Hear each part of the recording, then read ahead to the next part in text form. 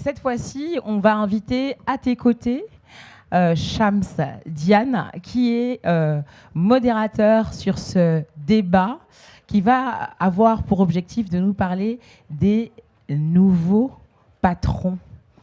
Est-ce que c'est l'IA, le nouveau patron, Shams? On va le savoir. Shams est Group CEO et founder de Talent to Africa. Ce monsieur, après avoir participé, entre autres, au Seed Transformation Programme de Stanford, a été membre fondateur de Viadeo avant de lancer Talent to Africa, une plateforme pionnière dédiée au recrutement des cadres en Afrique. Merci, Shams, de modérer ce débat. Et à tes côtés, on va également avoir le plaisir de retrouver Hayat Wattahar, qui est experte en innovation numérique et souveraineté technologique. Hayat, bienvenue. Elle est également conférencière et autrice. Et enfin, on va avoir le plaisir d'avoir pour nous rejoindre Ismaël Mokadem, co-founder et managing director de DAI Agency. Bienvenue, Ismaël Mokadem. Et ensemble, vous allez avoir le plaisir de nous dire si les prochains patrons, les vrais patrons, sont dans l'intelligence artificielle. Merci et bon débat. Bonjour. Super.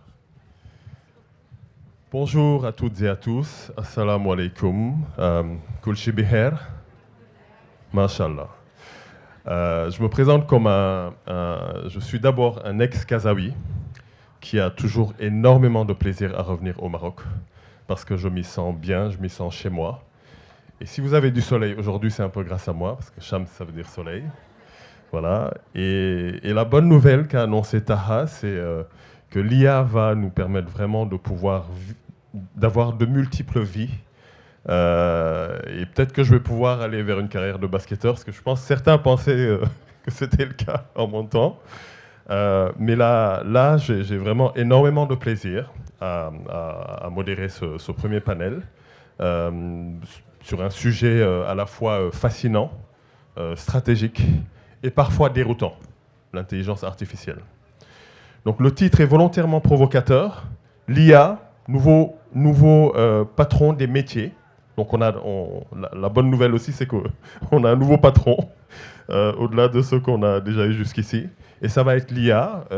À vous d'interagir avec nous dans ce sens. En tout cas, c'est ce qu'on aimerait explorer tout à l'heure. Et donc aujourd'hui, nous sommes à une étape cruciale au niveau africain, au niveau mondial, mais en particulier sur l'Afrique. Cette transformation arrive à un moment charnière. Une jeunesse dynamique, des économies en quête de souveraineté technologique, mais aussi des risques de marginalisation numérique. Donc, nous allons ensemble pouvoir explorer ce sujet. Mais pour moi, la première question, je voudrais l'adresser à Hayat. Donc, l'idée est de d'abord essayer de bien comprendre ce qu'est la gouvernance et la souveraineté numérique. Je vais m'asseoir parce que vous allez avoir le tournis par exemple. Hayat, peux-tu nous expliquer voilà, qu'on comprenne bien. Déjà, merci beaucoup pour cette question parce qu'elle permet d'introduire un sujet qui est complexe. Et avant même de définir la souveraineté et la gouvernance, je vais définir ce qu'est le numérique. Parce qu'on fait une erreur de manière générale, c'est que quand on pense au numérique, on pense aux outils. Et en fait, le numérique, c'est pas les outils, c'est pas les plateformes. Le numérique, c'est un territoire. Et il faut penser qu'aujourd'hui, on a un territoire physique dans lequel on évolue et ça nous semble logique parce qu'on est dans un univers physique, on peut se toucher, on sait où est-ce qu'on est. Le territoire numérique, c'est un territoire qui pour nous est mystérieux parce qu'il semble virtuel. Mais il n'est pas virtuel parce qu'on évolue à l'intérieur. Donc ça veut dire qu'on est en train de déléguer une partie de nous-mêmes à un univers qu'on ne maîtrise pas. Donc déjà, ça c'est le numérique. Maintenant que j'ai dit ça, qu'est-ce que la souveraineté? Alors on parle beaucoup de souveraineté quand on parle d'État. Mais il faut savoir qu'en tant qu'individu, on a aussi une souveraineté individuelle. Alors qu'est-ce que la souveraineté? La souveraineté, c'est la capacité à gérer et à être en contrôle de ce que nous possédons. Et aujourd'hui, dans le numérique, nous n'avons pas cette souveraineté individuelle puisque nous ne sommes pas responsables de nos datas. En fait, on délègue nos datas à des tiers et on ne sait pas du tout ce qu'ils en font.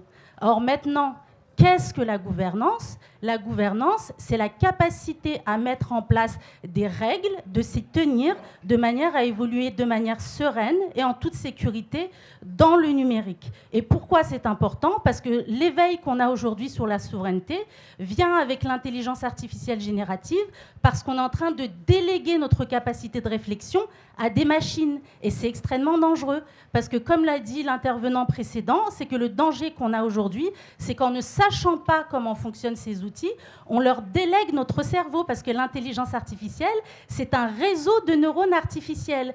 Qu'est-ce que ça veut dire? Ça veut dire que ça réplique la manière dont fonctionne notre cerveau, et que si nous ne prenons pas conscience de ça, on va déléguer toute notre capacité de réflexion et on va rendre les robots plus puissants que nous, et nous, pendant ce temps-là, on va perdre en pouvoir cognitif. Donc on parle aussi de souveraineté cognitive, et cette notion de souveraineté cognitive est extrêmement importante, parce que moins on utilise notre cerveau et plus on développe le réseau de neurones des machines. Et dernière chose, sinon je vais parler beaucoup trop longtemps, il faut savoir que d'un point de vue neuroscientifique, notre cerveau se développe jusqu'à l'âge de 25 ans. Ça veut dire qu'avant 25 ans, si on n'a pas utilisé l'ensemble de nos capacités cognitives, on les perd. Et le danger aujourd'hui, elle est pour la génération alpha, c'est-à-dire celle qui est née avec l'intelligence artificielle et qui ne connaîtra pas un monde sans intelligence artificielle. Si cette génération ne sait pas comment fonctionnent ces outils, elle risque de ne plus savoir réfléchir, et une société qui ne sait plus réfléchir est une société facilement manipulable. Magnifique.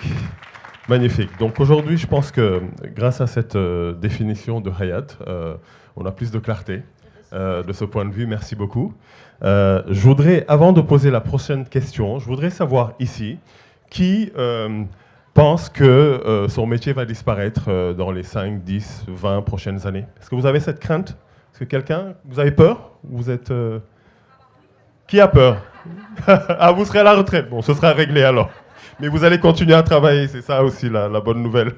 On travaille à vie, on a un patron qui va nous obliger à travailler. Mais il y a effectivement cette crainte aujourd'hui qui existe par rapport à de nombreux métiers. Et l'idée, ce serait d'explorer justement, tout à l'heure, Taha, tu commençais à parler de quelques métiers donc, qui risquent d'être fortement impactés par l'IA. Pourrais-tu nous en citer quelques-uns pour voir si les craintes sont fondées ou pas dans le public? Merci pour la question. Alors déjà, il faut commencer par dire que le débat sur l'intelligence artificielle souffre de beaucoup de fantasmes et de malentendus.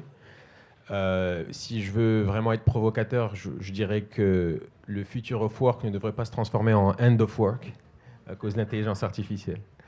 Le dernier rapport Goldman Sachs parle de 300 millions d'emplois détruits d'ici 50 ans. Ça représente 15% de la masse salariale mondiale. Donc on a beaucoup de rapports très sérieux qui parlent de destruction d'emplois. Moi, je pense que c'est légèrement différent. Je ne parlerai pas de destruction d'emplois, je parlerai de transformation de certains emplois. J'ai mentionné l'exemple du radiologue. En réalité, le métier de radiologue ne disparaîtra pas, mais son métier sera augmenté par l'intelligence artificielle, parce que l'intelligence artificielle lit beaucoup mieux l'imagerie que lui-même, et donc il pourra se focaliser sur d'autres aspects de son métier qui sont beaucoup plus à valeur ajoutée. Il y a quelque chose qui est très important à comprendre, c'est que les métiers qui ne disparaîtront pas sont ceux qui marient ce que j'appelle la tête, le cœur et la main. C'est des métiers Peux-tu nous... Alors, la tête, le cœur et la main, ce sont des métiers qui mêlent le rationnel, l'émotionnel et la dextérité manuelle. Pour le dire tout trivialement, un plombier n'a aucune crainte à se faire. Personne ne remplacera un plombier, parce que ce sont des métiers tellement agiles et flexibles que l'intelligence artificielle ne peut pas le faire. Un autre exemple qui sort complètement de nos domaines corporate, qui sont les artistes. L'intelligence artificielle ne souffre pas. Et pour créer, on souffre. Donc vous voyez bien que c'est beaucoup plus complexe qu'une simple discussion de mon métier sera remplacé, etc.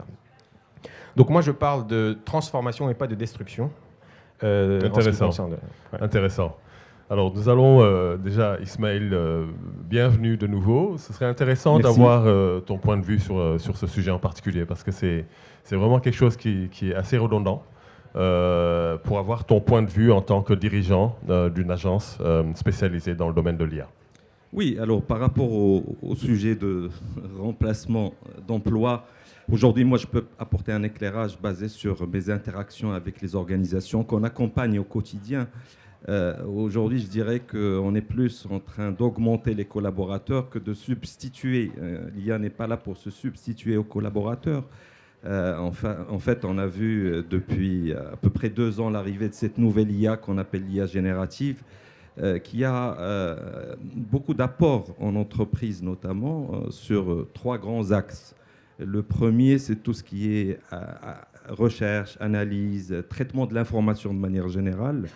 Et sur cet axe-là, il y a effectivement un certain nombre de fonctions aujourd'hui en entreprise qui vont pouvoir exploiter l'intelligence artificielle pour travailler plus vite, de façon plus efficiente. Donc je pense notamment à des fonctions de support qui sont souvent très consommateurs, ils travaillent beaucoup avec de l'information, donc les fonctions RH, les fonctions financières, les fonctions donc, de contrôle. Donc toutes ces fonctions vont pouvoir s'appuyer sur l'IA pour travailler de façon beaucoup plus productive et vont pouvoir en fait monter en puissance pour être plutôt des business partners plus que des fonctions d'extraction, d'analyse de l'information. On voit aussi en fait des fonctions qui sont beaucoup plus dans la production de contenu, donc des fonctions de marketing, de communication. Là aussi, l'IA générative, d'où son nom générative, on va pouvoir générer du contenu beaucoup plus facilement. Et donc là aussi, ça va beaucoup décharger ces fonctions de ces tâches qui sont finalement des tâches routinières, répétitives. Et donc, même en fait, on va pouvoir générer même du code informatique pour des fonctions informatiques. Donc là, aujourd'hui... C'est intéressant, effectivement, la partie codage, enfin tech de manière générale, parce que les choses vont aller beaucoup plus vite. Oui. Mais la question, c'est est-ce que l'IA risque de nous rendre peut-être paresseux, au final, dans le sens où toutes les tâches répétitives, et là, l'information que j'ai pour vous, c'est que j'ai été confronté à des talents, des jeunes extrêmement brillants, c'est en début de semaine, au niveau de l'UM6P. Et la nouvelle qu'ils m'ont demandé de vous transmettre, en tout cas aux leaders, aux personnes, aux aînés, c'est qu'eux ne souhaitent plus être sur des tâches répétitives. Ils veulent donner du sens, en fait, à ce qu'ils font au quotidien. Et il faut que vous, DRH, leader dans les entreprises, ayez ça en tête, sinon il risque d'y avoir un mismatch. Et ce qui m'amène à la prochaine question, finalement, c'est la notion d'inégalité que l'IA pourrait créer. Parce que ceux qui comprennent vite, qui sont rapides, qui s'adaptent rapidement, ils vont pouvoir très très vite intégrer l'IA dans leur vie, aussi bien professionnelle que privée. Mais quid des autres, en fait? Quid du monsieur qui est à Darb Halef et qui se dit moi aussi j'aimerais profiter de l'IA, qu'est-ce que l'IA peut faire pour moi? Comment est-ce que ça peut changer ma vie? C'est une question ouverte. Hayat, peut-être tu... Oui, bien sûr. Je veux bien répondre à cette question parce qu'effectivement, l'un des dangers de l'IA, enfin, ce n'est pas un danger, c'est déjà en place, c'est qu'on est en train de créer des nouvelles élites intellectuelles. Et en fait, dans le futur, les métiers qui vont être remplacés, effectivement, sont des métiers qui sont automatiques et qui vont pouvoir être remplacés par de l'intelligence artificielle. Je pense qu'on va revenir au savoir-faire artisanal. Je pense que l'artisanat va regagner en gain d'intérêt. Et je pense que l'intelligence artificielle va supprimer le travail de tous les gens qui sont médiocres ou moyens. Parce que l'intelligence artificielle, si vous êtes stupide, elle vous rend encore plus stupide. Si vous êtes moyen, elle peut vous rendre soit stupide, soit meilleur en fonction de la manière dont vous l'utilisez. Si vous êtes bon, elle vous rend très bon. Si vous êtes très bon, elle vous rend excellent. Donc, oui, en fait... mais Hayat, je m'excuse, en fait. Mais je pense qu'il est important qu'on ait tous en tête la nécessité de l'inclusivité. Exactement. Il ne faut pas que certains soient largués. Je suis tout à fait d'accord. Et il faut faire en sorte que ce soit le plus inclusif possible. Exactement. Et pour le coup, j'aimerais savoir, en fait, peut-être sur la partie publique, peux-tu nous dire quel est le rôle des États pour éviter cela? Et peut-être dans le secteur privé, ensuite, vous pourrez nous donner votre avis sur qu'est-ce qui pourrait être mis en place pour éviter cela, parce que ça risque de créer des fossés encore plus, Eh bien, ça plus nous importants. pousse à repenser nos modèles de société. C'est-à-dire qu'aujourd'hui, avec le numérique, on arrive dans un monde qui est en train de devenir de plus en plus libéral. Et on perd la notion d'humain. Et aujourd'hui, la responsabilité qu'on a dans les institutions publiques et dans les institutions privées, c'est de repenser nos modèles de société et voir comment le numérique ne met pas de côté une certaine partie de la population pour en revaloriser une autre. Parce qu'aujourd'hui, ceux qui ont la main mise en fait, sur les outils numériques, ce sont les États-Unis. Et le projet des États-Unis, c'est d'avoir un cyberespace qui ne soit pas régulé et dans lequel on aurait au centre du cyberespace la méritocratie. Ce qui fait que les meilleurs vont s'en sortir et que les moins bons seront pénalisés. Et ça ne peut se régler que si, en premier, les États prennent en compte que le numérique est un territoire, que c'est un cyberespace et que pour le moment, il est livré aux plus puissants et que l'on décide de réguler le cyberespace de manière à faire en sorte que tout le monde y ait sa place. Ben justement, c'est un point très intéressant. J'ai eu la chance de visiter l'école 1337, peut-être connaissez-vous. Ils sont déjà dans le futur, très clairement. Et vous pouvez être fiers de vous, hein, Marocains. Vous avez aujourd'hui de l'avance en fait sur un sujet qui, pour moi, représente l'avenir de l'enseignement. Et j'ai eu l'occasion de discuter hier avec le président de l'ESCA et qui est d'accord avec moi sur l'idée de s'appuyer sur l'IA pour pouvoir permettre aux jeunes, à tout le monde d'ailleurs au final, de pouvoir apprendre tout seul et que l'IA puisse justement s'adapter au niveau de chacun pour l'aider justement, pour éviter qu'il y en ait qui soient largués en cours de route, pour permettre à chacun, selon ses capacités, son rythme, son potentiel, pouvoir apprendre et aller de l'avant. Peut-être, messieurs, souhaitez-vous parler justement de l'impact, enfin, en tout cas, de ce qui pourrait être fait dans le secteur privé par rapport à cela, pour éviter ce clivage par Écoutez, rapport à l'IA. je pense qu'il faut commencer par des questions très prosaïques qui sont... il faut commencer par le commencement. Les premiers points, c'est qui former et ensuite les former à quoi. Qui former, c'est-à-dire que... Si une fonction est remplacée par une intelligence artificielle beaucoup plus efficace, mais que la personne a 55 ans, c'est beaucoup plus difficile pour une personne de 55 ans de se former à autre chose et de se réformer que si on parle d'un jeune... Je ne suis pas d'accord. J'ai pas 55 ans. Ok, mais c'est un il y a peut-être des gens qui ont 55 ans et qui ont envie justement d'apprendre, oui. qui ont envie de s'épanouir à travers justement cette intelligence artificielle qui permet de rentrer dans un certain nombre de domaines. Aujourd'hui, je vous donne un exemple très précis. J'ai fait des analyses récemment, des analyses sanguines, un bilan sanguin, et je me suis amusé à demander à l'IA d'interpréter en fait le résultat, la conclusion que le labo m'a donnée. Et c'était édifiant. Édifiant. Donc, je pense, encore une fois, que l'IA est normalement un outil qui va être accessible à tous et qui, pour moi, à mon avis, encore une fois, et je ne suis pas le seul à le penser, est une chance pour l'Afrique. Comme Internet l'a été jusqu'à un certain niveau, l'IA, en fait, aujourd'hui, en termes de pénétration, a rejoint le niveau d'Internet dans les années 99-2000, à date. Ça, c'est une première chose. Deuxièmement, on sait que l'IA est aussi intelligente que l'humain. Aujourd'hui, on le sait, il y a des études qui le disent, on en est là. Donc, quelle est véritablement, pour moi, c'est vraiment ça la question, en fait, éviter de faire en sorte que ce soit accessible à tous et que tout le monde puisse jouer son rôle, à la fois le secteur public, mais également le secteur privé sur le sujet. D'un point de vue... Excuse, hein, mais, non, mais c'est une discussion. C'est très important, mais par contre, dans les études qu'on fait, on voit vraiment un gap, un fossé générationnel. Dans la résistance au changement, dans l'adoption de ces technologies, dans le monde professionnel. J'ai vu aussi des études dans ce sens, c'est vrai. Mais on parle justement de l'accompagnement nécessaire pour faire en sorte que tout le monde puisse Dans l'entreprise, il y a une vraie question que les DRH peuvent se poser. On est tous d'accord pour former à l'intelligence artificielle, mais les former les DRH nous écoutent pas trop, là, on dirait. On ne les entend pas. Est-ce que... vous voulez justement peut-être en profiter pour poser 2-3 questions directement? Je pense que c'est bien de... Ah, la régie n'est pas d'accord. On est juste? Ok. Une question alors, une seule question sur le sujet, l'inclusion numérique, et éviter justement que certains soient malheureusement laissés sur le bord de la route par rapport au sujet. Est-ce que quelqu'un veut poser une question dans ce sens? Non? Moi, je veux bien réagir. Ok.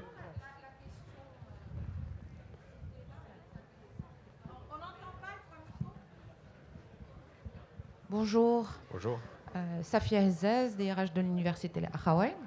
Alors, oui, je rejoins la question qui a été à l'instant posée, qui est, oui, on veut accompagner nos collaborateurs à mieux utiliser, peut-être plus utiliser l'IA qui apporte productivité, efficience, etc. Mais comment? Oui. Dans quoi? C'est ça à quoi? C'est ça la question. En fait, il faut se poser cette question. Excusez-moi, sachant que dans nos effectifs, tout le monde n'est pas au même niveau de maturité, d'éducation, etc. Donc voilà, c'est ça cette question-là. Comment les aider? La question est d'autant plus complexe qu'il y a l'effet d'innovation. En fait, à quoi les former? Par exemple, on forme nos collaborateurs à ChatGPT 4, mais ChatGPT 5 arrive dans quelques semaines.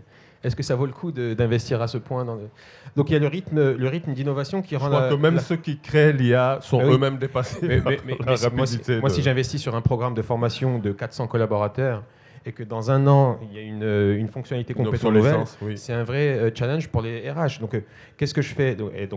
Je reviens à deux questions fondamentales. Qui est-ce que je forme et je les forme à quoi? C'est aussi prosaïque que ça. Hayat, rapidement, et ensuite on va demander à Ismaël de nous dire son point de vue en tant qu'agence. Je vais faire de manière très rapide. De manière générale, en entreprise, il y a une chose qui est très importante en innovation, c'est former tout le monde à l'acculturation. C'est-à-dire que quand on parle d'outils, il ne faut pas qu'on parle d'opérationnel. Il faut que chaque personne qui utilise des outils sache comment cet outil fonctionne. Parce qu'en sachant comment cet outil fonctionne, déjà on débloque quelque chose dans leur cerveau.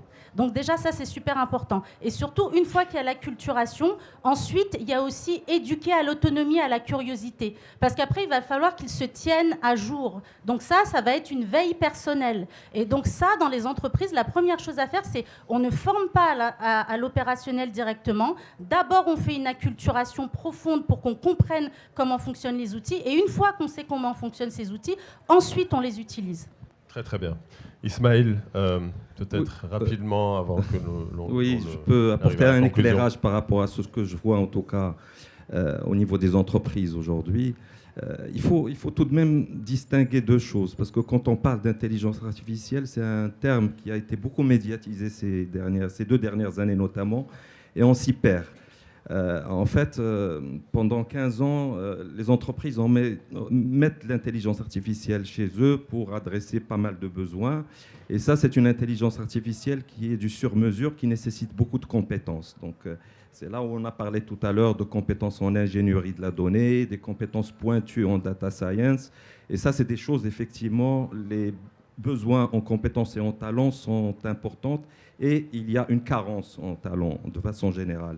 Alors par contre, l'aubaine, c'est que depuis 2 ans, on a vu venir cette nouvelle intelligence artificielle qu'on appelle l'IA générative, qui va démocratiser un peu l'accès à l'IA, puisqu'aujourd'hui, on n'a pas besoin de compétences toutes pointues, on ne va pas aller faire de la modélisation mathématique, mais on va aller juste interroger l'IA. L'IA est devenue sur étagère. Et donc là, effectivement, on va voir, on est plus en entreprise en train d'essayer d'identifier des jeunes talents qui ont des soft skills, qui ont besoin d'apprendre, qui ont la soif d'apprendre, et on les monte en compétences pour être sur ces métiers d'avenir. Et donc aujourd'hui, moi je dirais qu'effectivement depuis 2 ans, les outils, il y en a des milliers, l'écosystème s'est développé à une vitesse vertigineuse. Je pense que le plus important, c'est de commencer déjà dans les organisations à faire de l'acculturation au niveau des décideurs, déjà, au niveau des COMEX, pour pouvoir sensibiliser les COMEX et les COSIR. Sensibiliser le leadership. Bien sûr, sensibiliser le leadership, parce qu'à la fin de la journée, l'IA, c'est un catalyseur de la transformation de l'entreprise. Ça va permettre à l'entreprise d'être beaucoup plus compétitive. Et on voit que lorsqu'on se situe au niveau des COMEX, on a vraiment beaucoup d'intérêt. Je vais nuancer ce qui a été dit tout à l'heure. On a parfois des gens qui ont 80 ans qui se mettent à l'intelligence artificielle, parce qu'aujourd'hui, ce n'est pas très, très compliqué, quand on voit un petit peu ce que ça fait. Et donc, une fois qu'on est passé par cette première phase d'acculturation, je pense qu'il est très important aussi de la décliner au niveau des fonctions, au niveau des différentes fonctions, de façon spécifique. Nous allons terminer là-dessus. Simplement, peut-être, l'idée aujourd'hui, c'est, enfin, à ce stade de la discussion, c'est peut-être de se dire que l'IA ne sera pas forcément le patron que l'on évoquait au tout début, mais ce sera plutôt un allié, un support qui va nous permettre à tous de pouvoir nous développer, aussi bien dans nos vies personnelles que dans nos vies professionnelles. Et c'est peut-être sur cette interrogation que nous allons conclure ce premier panel. Merci beaucoup, Shams, pour ce panel très puissamment modéré. Vous avez compris, les opinions divisent et créent toujours autant d'émulation autour de l'IA. Merci beaucoup.